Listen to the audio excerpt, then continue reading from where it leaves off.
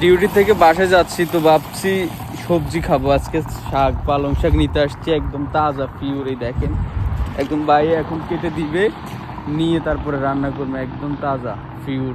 এই যে শাক একদম, ও মানে এখন আগে কিছুই হইতো না, এখন সব কিছুই হয়। কেন ভাই?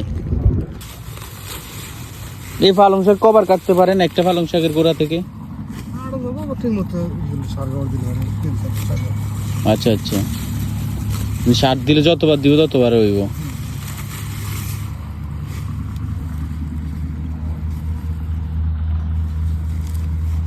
আলহামদুলিল্লাহ, আল্লাহর নেয়ামত, কত রকম খাবার আল্লাহ ব্যবস্থা করে দিচ্ছে আমার লাইন।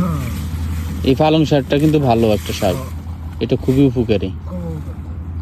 এটা অনেক রোগের উপকার করে এবং শরীরে, হ্যাঁ কোনো সমস্যা নেই, কোনো সমস্যা নেই।